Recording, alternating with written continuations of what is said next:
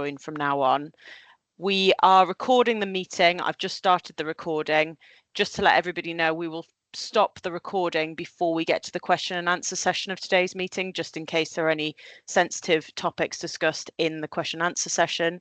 So welcome everybody to this session. This is the Madai Trust session. We're really grateful to Kate Ross from the Moving On project at Madai for delivering this session. I think it's going to be really useful.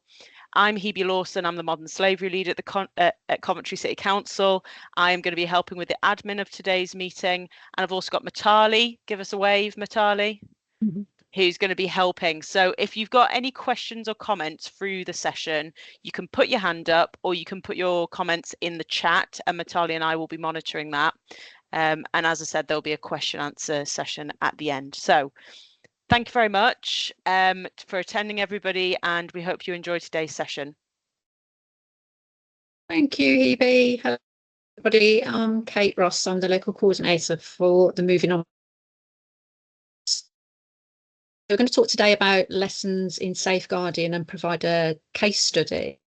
However, before we do that, I just want to give you a little bit of information about the Madai Trust. So it's a national charitable organisation, started in 2006. Initially, it was set up for safe houses for women who had been trafficked into sexual exploitation. And the idea was to provide refuge and freedom to survivors of modern slavery and help them to move on and rebuild their lives. And Madai quickly grew into a national network supporting people trapped in modern slavery. And today we are one of the biggest providers of safe house accommodation within the UK. So within those safe houses, there are specialist support teams working 24/7 and help survivors onto the road of restoration and independence. We also help combating human trafficking, modern slavery by offering safe houses, providing support to survivors and raises awareness in the community. So we are a first responder organisation and can refer potential victims into the national referral mechanism. Some of Madai staff are also provide assistance to police forces and law enforcement organisations throughout the country, giving best evidence. The project that I work on was founded and started in 2021, and the idea around the project is that we work within the community, and we work with people who may need a referral into the national referral mechanism that are leaving safe house accommodation. And particularly in the West Midlands, we work with women affected by modern slavery in the community who may need longer term support. And that support is tailored one-to-one. So women who have experienced modern slavery, trafficking or exploitation who would like to be referred into the NRM can get referred to us. As I said, any women leaving safe house accommodation with either positive or negative conclusive grounds decision. Women who have come to the end of their statutory support under the Modern Slavery Victim Care Contract, and they may need longer term support within the community. And women who live in the community and have not chosen to enter into the national referral mechanism, or those that have been through the process and are still at risk of exploitation. So the work is quite tailored to each individual's need. Can consist of casework, wellbeing support, education and employment support, community integration, independent living and access to justice. So moving on to the case study then, this is one of the most complex cases that we've dealt with within the time of the Moving On project. We'll refer to her as Chloe. That's not her proper name, and she has given consent to use her case as a case study. So she's a British lady. At the time of referral, 2.5 years ago, she was 37 years old. She's vulnerable due to having learning difficulties. She's got a significant history of childhood sexual abuse. Chloe herself has 2 children who at the time were in care, and she lived alone. And at this time, she was befriended by a female who asked if she could stay at her property as she owed people money. And Chloe obviously obliged. And over the next 2 months, the female brought unknown males to Chloe's property. Money was exchanged and collected from them, so that Chloe could perform oral sex on them. If Chloe said no, her friend would become angry and aggressive and made threats that she would spread rumours about her. So the female would take the money and spend it on drugs. And Chloe openly admitted that she was frightened of the female and would do anything to prevent risk to herself. So on one occasion, the police were called to Chloe's property following a report of a disturbance. One male was present on police arrival and 2 others came whilst the police were there. Chloe chose not to engage or tell the police what was happening, and police, for safeguarding reasons, accommodated Chloe in a hotel and referred her into our project. So that's the basis of the case study for Chloe, and that's what we were met with. So can you shout out or put in the chat, as professionals, what would your considerations be if met with these circumstances and why? And would you escalate this, and who to and how? Give you a minute or two just to have a think about that and respond.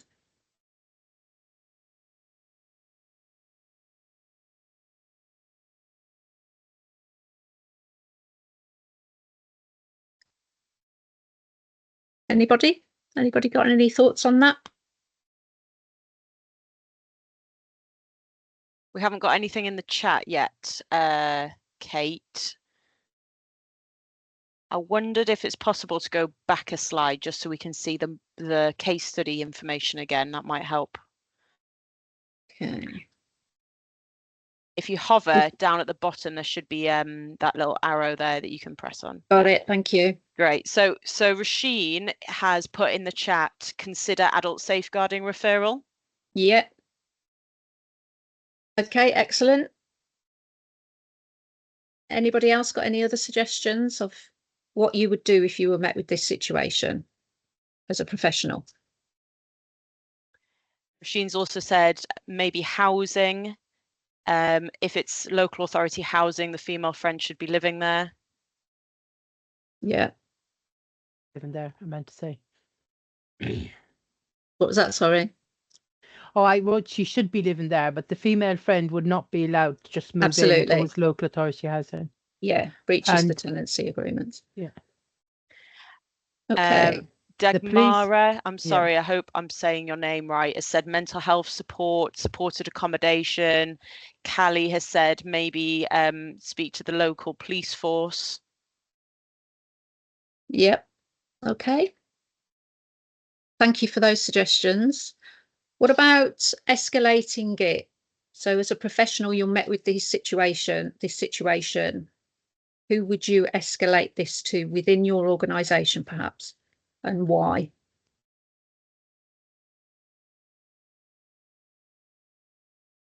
Would you work alone on it if you were met with this safeguarding situation, or would you raise it?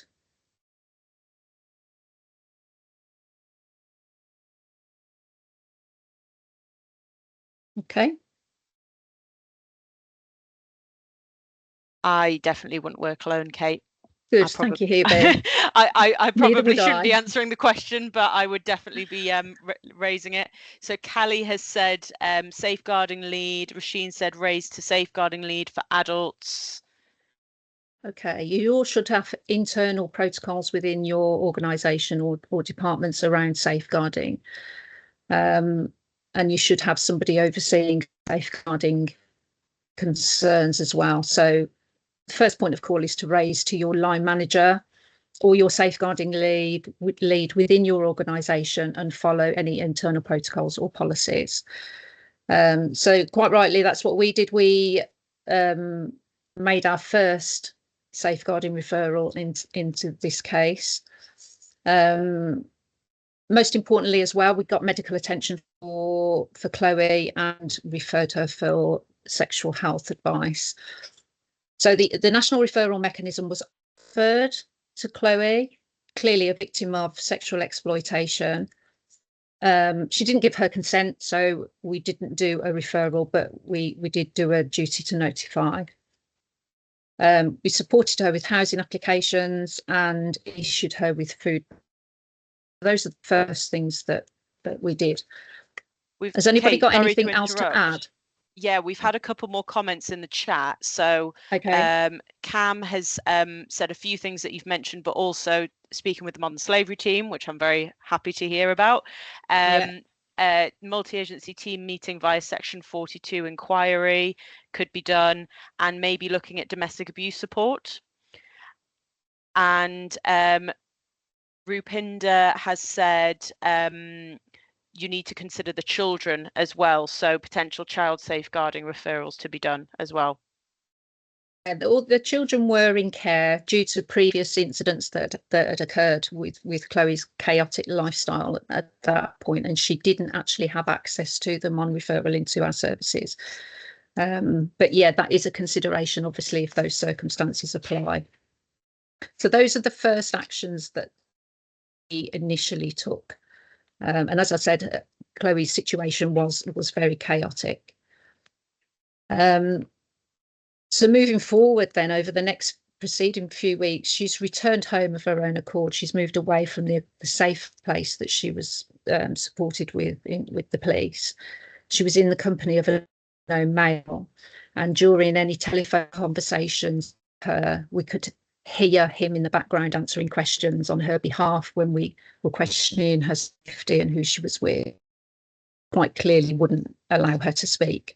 She wouldn't engage with the police at all. She wouldn't talk to the police or give any indication that she was under any form of exploitation. Moving on again, 4 weeks later, I mean, we're talking over quite a long distance of time. She's staying in a hostel with a friend, so she's clearly left her property.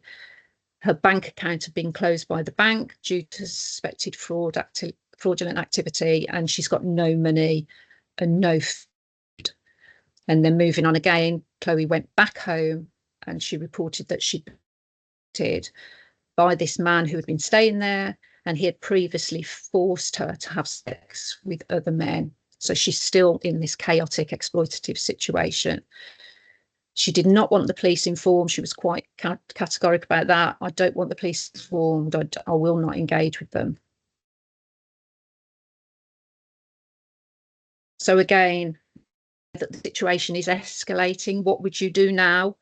And what are your main concerns now that you've got all the information over a number of weeks?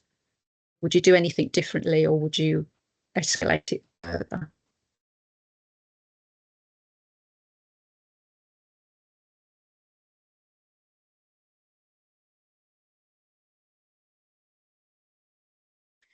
Just while we give people a minute to write their answers in the chat, I think something that I would be considering, Kate, would be trying to understand what is pulling her back, what control and coercion is she under. Really trying to understand why she feels she has to return home, why she feels she has to keep in contact with these people, because that's really how you're going to understand how to safeguard her, I think. Yeah, and it's about her learning how to identify what risk she's putting herself into and the consequences of that, which we'll come on to. But that's one of the things. But of course, with her learning difficulties, that is quite a challenge. Absolutely. So still of child age, she just didn't recognise risk, and she just wanted that love and affection, and this was the proper way to go about doing it. Have we got any thoughts, Hebe? Yeah, so Rasheen has said, if not already done, put the adult safeguarding referral in. Victoria has said, consider her sexual health and medical needs. Think about whether she's got a wider support network to bring in. And Rasheen has said, and this is particularly pertinent given what you've just said about her learning disability, need to consider her capacity. Yes, absolutely. So do a mental capacity assessment. She did have capacity to make decisions. It was just educating her about the consequences of those decisions.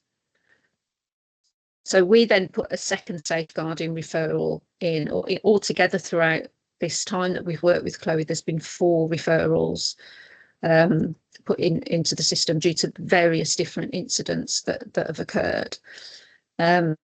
Thing we did organise through West Midlands Anti-Slavery Network was the SASC process, which is kind of like a MARAC but for victims of exploitation. So it stands for the Slavery Adult Safeguarding Case Conference, where all organisations involved in Chloe's case came to the table, and we sort of looked all together how to support her best. Referrals were made to West Midlands Police Exploitation Team. She was referred into Citizens Advice for debt advice because obviously she had no money, she couldn't get access to her money, so we were working with her around benefits and the bank and getting the bank account reopened and looking at the fraudulent activity that had taken place there, and obviously issuing food bank vouchers as well. Victoria's put in the chat housing as well. Consider her housing What was that, sorry? needs. Housing, yeah. Yeah.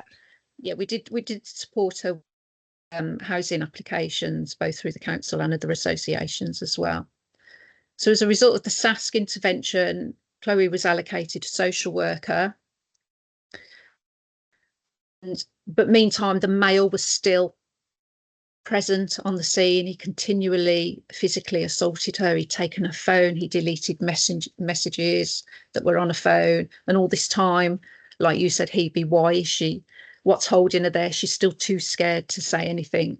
So a 3rd safeguarding referral was completed, and then an incident happened where she was actually on the phone to us, and her word, I can't take this anymore. There was an incident where he'd set a bed alight and smashed all her plates.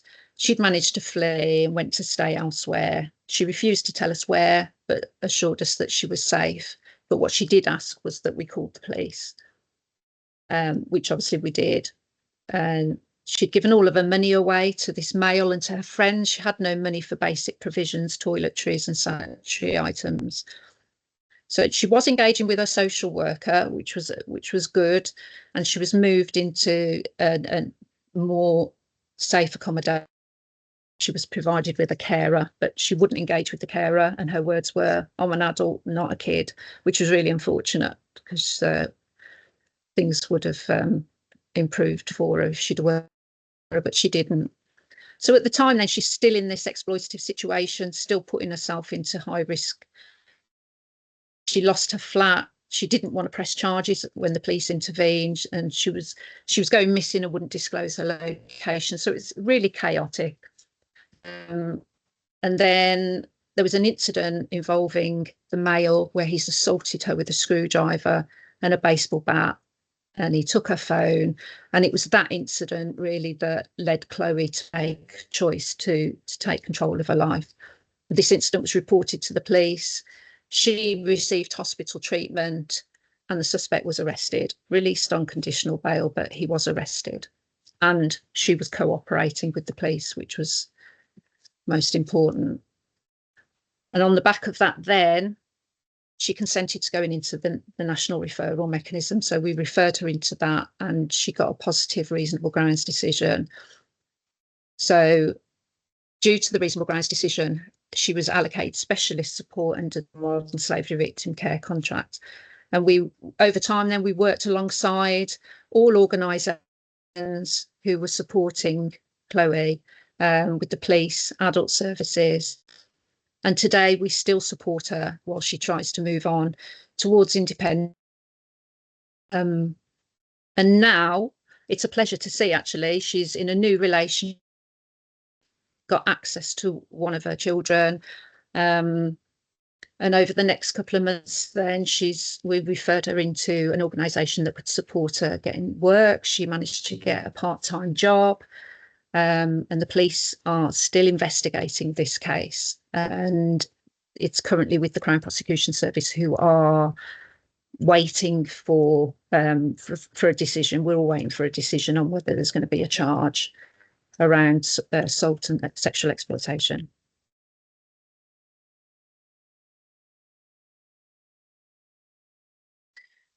So then we move on to lessons learned. So as I said, this is one of the most complex cases that we've had within the Moving On project. And the lesson certainly that we've learned is that you must report any concerns that you have, firstly to your line manager, and as I've said previously, follow the correct protocols and policies around safeguarding. And use your professional curiosity. There was quite a few occasions within this case with Chloe where we knew something wasn't right with her, but she wouldn't disclose. For whatever reason, she was choosing not to disclose to us the situation she was in or the risk she was in. But we knew something wasn't right, and as professionals, we have to act on that if we think that something's not right and leaving her at risk. So make the appropriate referrals and document everything. Obviously, that's standard, but it's so important. And working collaboratively. If she's just referred into our project, we can't do everything. We're not a statutory organisation, we're a charity. We'll do as much as we can, but there are organisations there and we all must work together collaboratively and chase up things. So as I've said, I think about 4 safeguarding we'll put in to social services, and we might not get the quick response that we think that this case needs, and that's no criticism because everybody's busy, but chase it up and make sure you know where your referral is and what's happening to it and what's going to happen with whoever you're referring to. And certainly, as I've said, with regards to Chloe, it was about educating her on the risk, about what's actually happening to her, because she couldn't see it herself. So educate people on the risks that they're putting themselves into and the possible consequences of those. And I think that's what happened with Chloe.